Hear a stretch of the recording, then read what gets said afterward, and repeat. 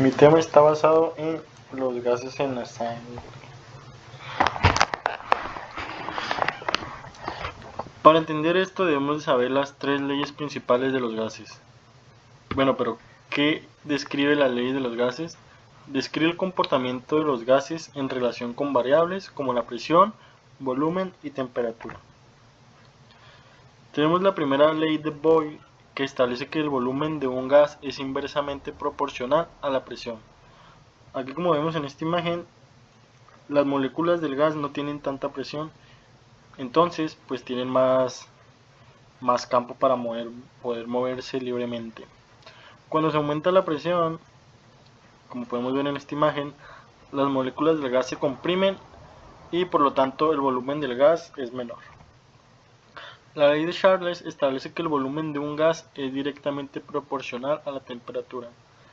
En este recipiente vemos cómo las moléculas están ahí andando solitas sin que nadie las moleste, con una temperatura normal, se podría decir.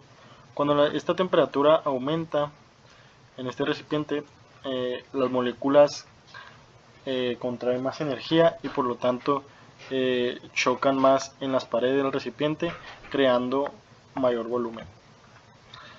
La ley de Avogadro establece que el volumen de un gas es directamente proporcional al número de moles de un gas. Todo esto en temperaturas normales y presiones.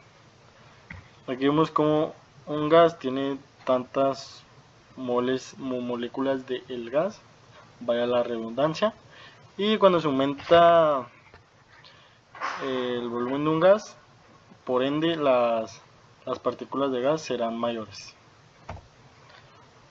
Y en lo que se basa el tema que escogí es en la ley de Henry, que establece que la cantidad de un gas disuelto en un líquido es directamente proporcional a la presión parcial del gas disuelto.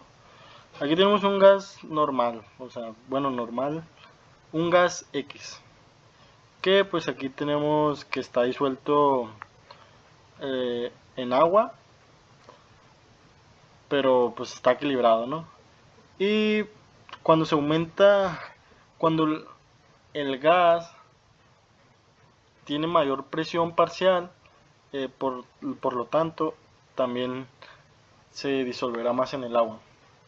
Como podemos ver aquí, las moléculas de gas serán mayores que las de acá, porque esta tiene mayor presión parcial que este gas.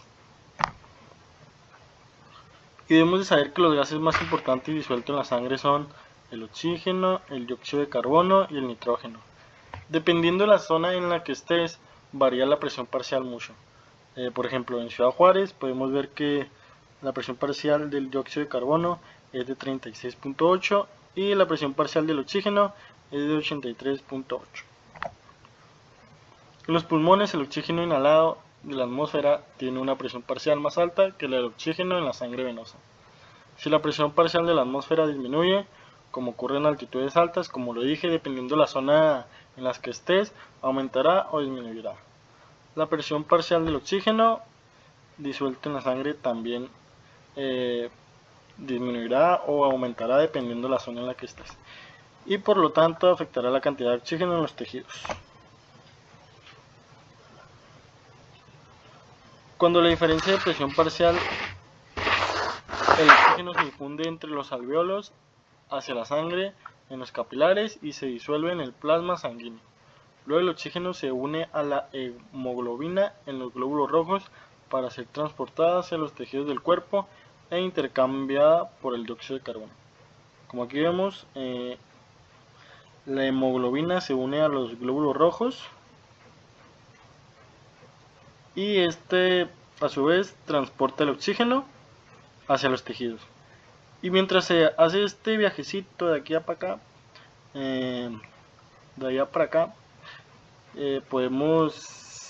se hace el intercambio, se suelta el oxígeno y se intercambia por el dióxido de carbono a la hemoglobina.